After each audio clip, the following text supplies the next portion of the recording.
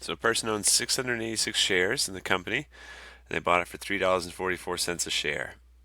So after a year, the price fell a bunch. Oh boy, if they were to sell now, they'd lose a bunch of money. We're supposed to calculate how much they'd lose if they sold right now. So what you want to do is calculate the money they spent and then subtract it by the money they'd earn from selling now. Okay. So the money they spent, it was 686 shares at $3.44 each. Okay. And the money they'd earn right now if they were to sell, it's now just 94 cents. We still have 686 shares, and now it's 94 cents each. So if we multiply 686 times 3.44, oops, they spent $2,359.84 when they first bought this stock.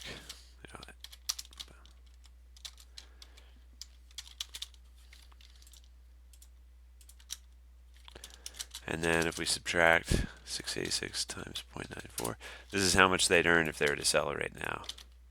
So if you subtract those two, that tells you how much money they're losing. So off screen I've got a calculator, so it looks like $1,715 if they were to sell now, because the price went down by over, it's even less than half of what it was when they bought it. So they're losing more than half of their total amount that they spent to begin with. Okay, and so a little bit more complicated of a question. Let's say right now the price is still 94 cents a share. They've lost a bunch of money.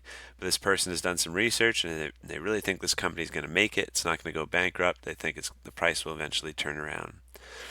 So how many shares should they buy to bring their average down from $3.44 to a $2 average? Okay, they think this company is worth $2 a share because of its market cap. They want to bring their average down from $3.44 to an average of $2 per share. So how many shares do they have to buy at 94 cents? So one thing I find that's helpful to do if I'm having trouble with units in a problem is to list the units I'm targeting. Right now, the final answer I want is $2 per share. I want to have $2 per share. That's for one share. That's what those units mean to me at the end. $2 per share. And so right now we have 686 shares at $3.44 each.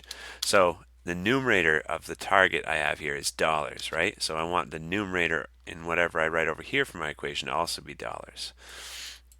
I bought these at $3. Well, this person bought these at $3.44 a share, and they bought 686 of them.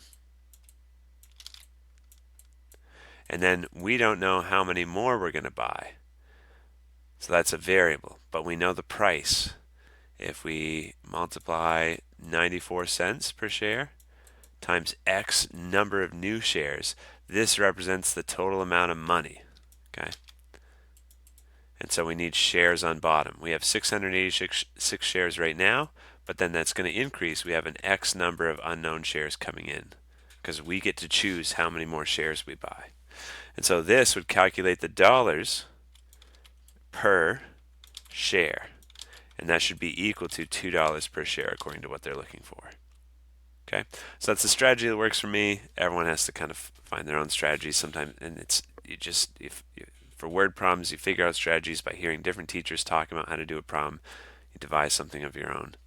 I write out the units, $2 per share. That helped me know what to construct over here because I didn't do any rehearsing for this video. This is dollars per share. I want it to be equal to $2 per share. Okay, so out of all the problems in this website, this is probably the hardest one with algebra, but you can do it. Okay, the first thing you should do is multiply the Plano numbers. Make it a little easier, a little simpler.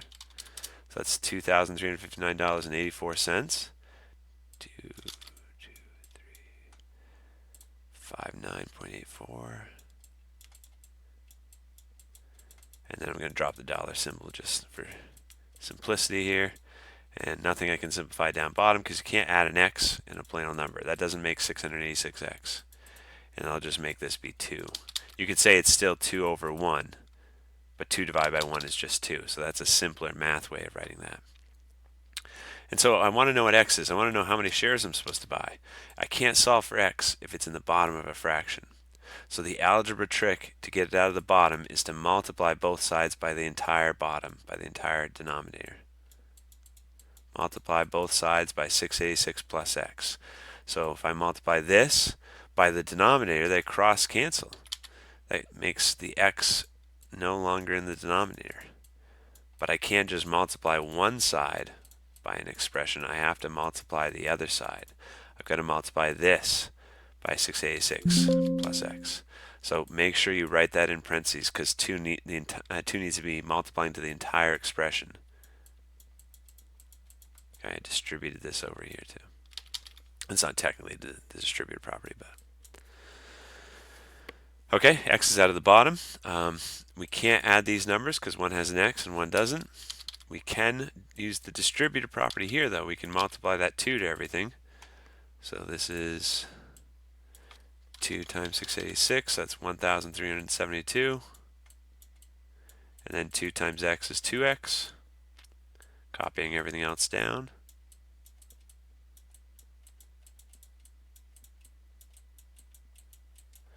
And then I'm still trying to get x by itself. I can't get it by itself if it's on both sides of the equal sign. I need x equals something. I can't do that if x is over here and x is over here. So I can subtract the 0.94x from both sides to make it disappear from the left. You could have subtracted both sides by 2x if you were thinking that. That's fine. Let's see, I'm running out of room, so move this up.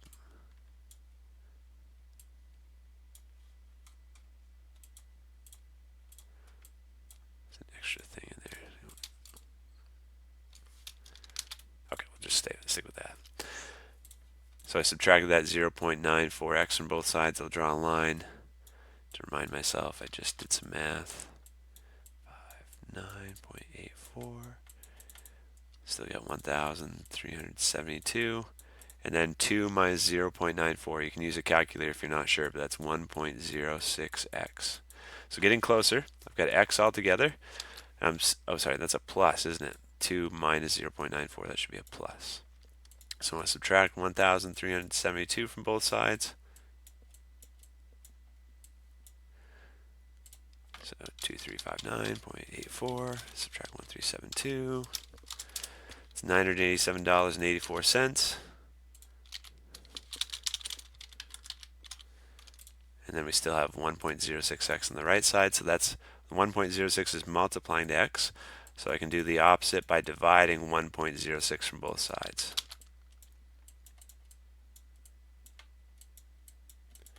So when we do that,